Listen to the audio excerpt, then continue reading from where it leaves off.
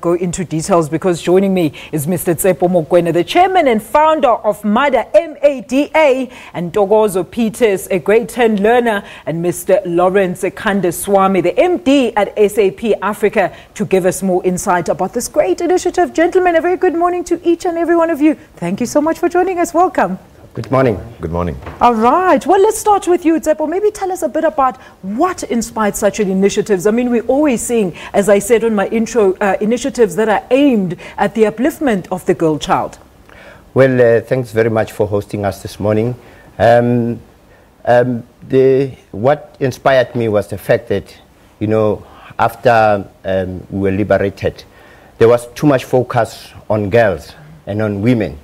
But then we actually forgot that men and boys also need a bit of attention. Mm-hmm. And as you can see now that lots and lots of men, when there's an outcry of a woman killed, they sort of grandstand or withdraw. Absolutely. Because their feeling is they've been sidelined. Mm. So that's why we came up with this initiative to say that a lot has been done with the girls. I mean, you talk about techno girls, take a girl child. You know, there's so much. Yeah. You understand? So that's why we came up with this concept of the Boys2Men technological career path and mentoring. Well, Ntokozo seems like he's very happy. But Lawrence, maybe tell us a bit about SAP Africa. How exactly is your relationship with MADA, and what exactly is it that you do? So SAP South Africa, we are a software a business application company. Mm-hmm. What we do is we provide solutions to business, mainly from a technological standpoint. So driving the digital economy and ensuring that our South Africans are enabled. So I think the uniqueness around MADA was the fact that it was a technology driven initiative. Yeah. It's supported by the SABC. It's also supported by Tshwane University of Technology. And it's basically getting the youth out there, well, the young black boys, to have an experience for what the digital economy is. Yeah. And how it can help drive South Africa forward. You know, typically our young boys look at careers in football or whatever that may be. We want to open up avenues to where the world is moving, so we are moving to a digital age. There's a serious skills shortage there, Lawrence. Yeah, and we enable these youngsters to at least get a passion or develop a passion for this. All right, we're going to talk about more detail into that. I just want to hear from Ntokozo. Ntokozo, tell us a bit about this program in terms of how your experience throughout this program. How has it helped you? Well, the program simply says that it is better to build or to develop strong boys than to repair broken men. Simply meaning that if they take us from a young age and they develop us in a skill set and they take us to various fields of whether education, engineering and stuff like that, we are able to get groomed so that we can strive for a better future. Now, the campaign has a lot of segments to it. There is the moral degenerations, there are tours where we explore aeronautics, but the one that I favored the most was the time when we got to study our genetic dominance, looking at the brain and its functions, like when it comes to exam. When do you do all of this, Ntokozo?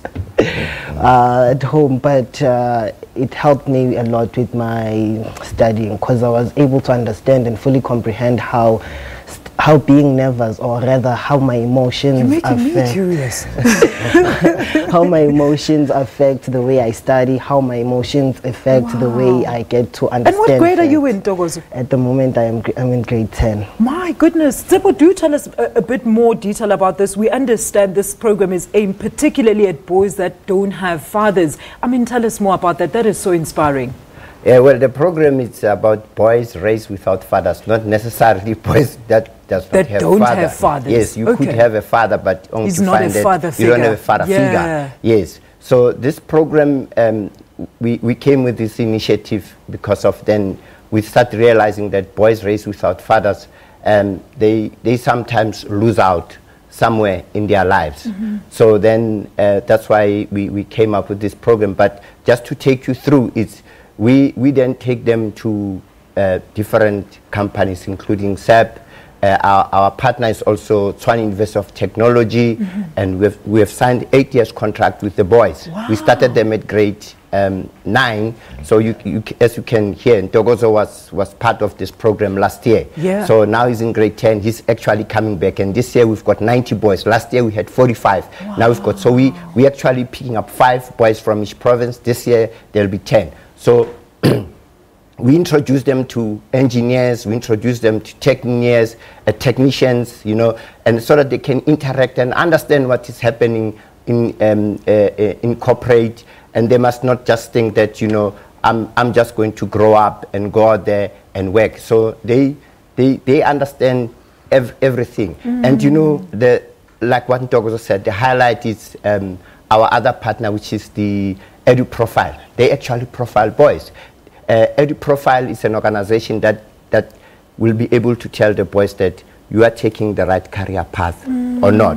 So now we start realizing that out of the 45 boys, X amount of numbers, they can then become technicians and others can become engineers. And how do you select your people, though, Tsepo, if I can get in there quickly? Okay, the selection, it's like we then ask boys to write in less than 400 characters. Are these boys from any parts of South Africa, yes, in any areas of the yes, country? What we do is we have ambassadors all over South Africa. We have partners, and then we then tell our ambassadors to sort of spread and go out, and then we get applications, and then we look at those applications and we decide who we put into the program. But what is interesting is these boys raised without fathers, they are actually achievers at school. They achieve above 75% math, science, That's and English. what I was going for. Okay, so you have to be an achiever, Yeah, 75% in maths and English. And then what happens? How are you initiated into the program? Maybe tell us a bit about how you were initiated into the program, Dogos.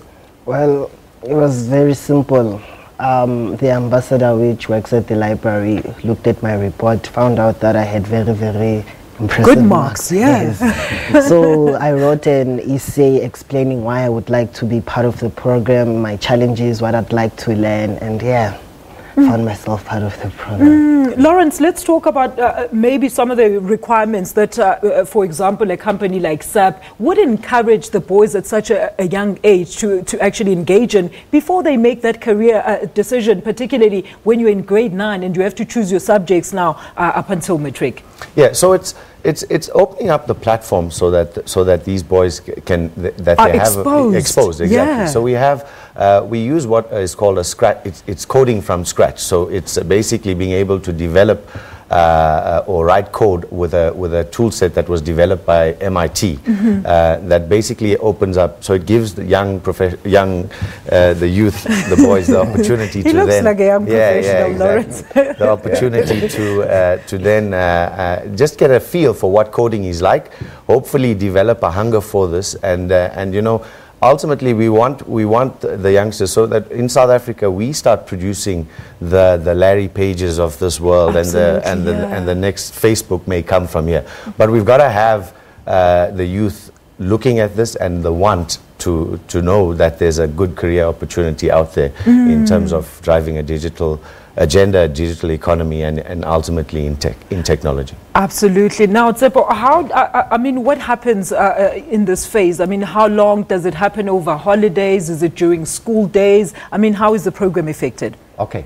The program will start on the 3rd of July here at the SABC. We're launching here, and then we'll just talk about how the program will run for 5 days, and then we'll then go into the moral degeneration. You must remember that there's no use for us to build this beautiful young men. Then we don't actually put in the morale behind it. So then from there, we'll then proceed into SAP, where they're going to show them all what they do, and then we'll go to SA Express, where they are going to put them through the Dinel programs. Okay. And yes, and then from there we'll actually take them to again the Edu Profile, and then they'll go to TUT, where they're going to learn about robotics and all that. My goodness, and these are high school kids. Yes, it's 5 days. Wow. Yes, and the last and the cherry on top is we're having the Boys2Men soccer challenge, where boys and influential men we'll play soccer together This and sounds have so fun. interesting. No, I don't want, I'm not wishing I'm a man at this stage. But let's talk about this. I mean, after the whole program, you've developed them from that grade 9 age with a great, of course, looking forward to them performing better after school. What happens? Do you track them throughout matric? Do you track them? Is there any opportunities that are available for them well after this program, particularly when they reach matric? Because we know that's where the problem starts. A lot of people cannot afford the tertiary fees. Okay, I'll answer that. Remember, I earlier said we have signed an 8 years contract with them. So clearly it means from grade 9 to grade 12 is what, probably 5 years. And then from there, we have agreed with TUT that after matric, they are going to adopt them and they are going to enroll them at TUT, and we will be able to get bursaries for them. And even after graduation, we are going to plug them into all these companies. So in our case, you don't have a system where boys after graduation, they sit home.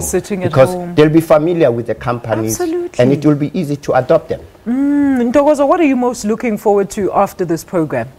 I'm looking forward to getting more in the astronautic field. But understanding that for me to get to the astronautic field, I must start with the aviation field. Absolutely. So I got more exposure when we went to Fly Fufa, a flying company.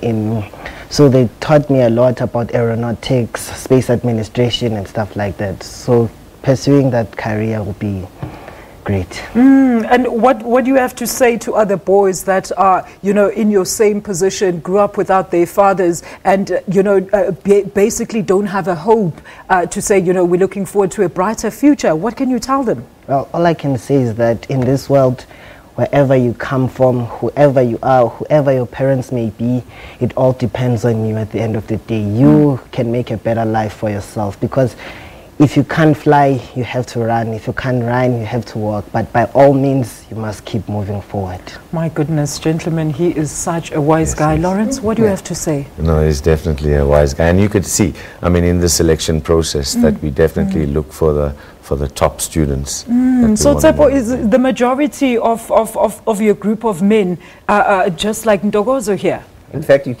actually have even more brighter boys than Ntokozo. But yes, they're all the same, and they amaze me, and they are more smarter than me.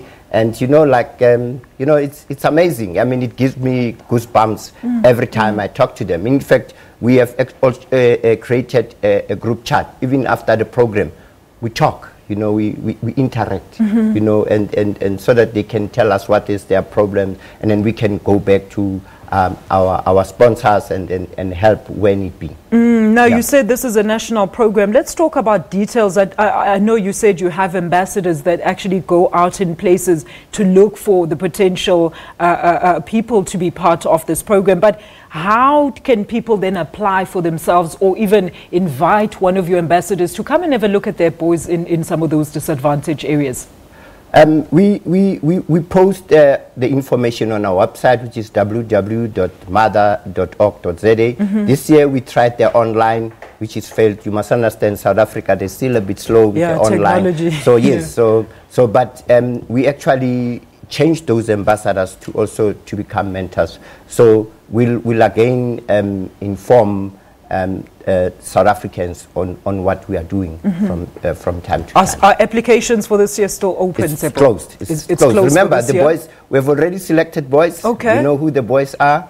And then we have already arranged transport. We're actually ready. Okay. This year so when can the applications for next year begin then, Tsepo? That's where we're going. I'm sure boys at home are sitting there going, oh my goodness, when can we apply? Yeah, well, the applications will begin around February, March 2018, because we still have to go through a lot and make sure that things goes well. All right. And Lawrence, your final words, just again, you know, words of wisdom and encouragement. We do know that we're living in a society where boys are generally somewhat neglected when it comes to their rights and education and care. Yes, I mean, we are. But so just from some final words, around we are moving into a digital economy. Absolutely. Economies that are focused in the digital age are thriving economies. Yeah. And our country, we need to move away from being heavily reliant on commodities. So we want to move into this digital age. I also urge private corporations, because the uniqueness of this program is we have many skills development programs. We need to ensure that that results in job creation. Absolutely. And ultimately resulting in a better South Africa for all of us. Yeah, we saw the unemployment figures. They are quite shocking. Your final words, Ntokozo, I just can't get enough of you. Your final words of encouragement to other young men out there. Well, all I can say is that we are very grateful for this opportunity, and an opportunity like this comes once in a lifetime.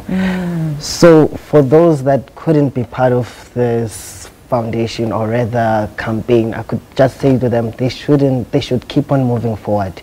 They should focus on their studies, study hard, because at the end of the day, education is the key to success. But Mr. Tepo here is making sure that this key to success isn't as expensive as it is. My goodness, well, what more can I say? That was Mr. Tsepo Mokoena, the chairman and founder of MADA, Mr. Ntokozo Peters, a great learner, and Mr. Lawrence Kandaswamy, the MD of SAP Africa, talking to us about a great mentorship program for young men or boys called Boys2Men. And of course, they are encouraging skills like in the technological fields as well as aviation. And what was that big word that you spoke about, Ntokozo? It's astrophysics. Astrophysics. There it is. Do go ahead and get more details on www.mada.co.za. We're going to take a quick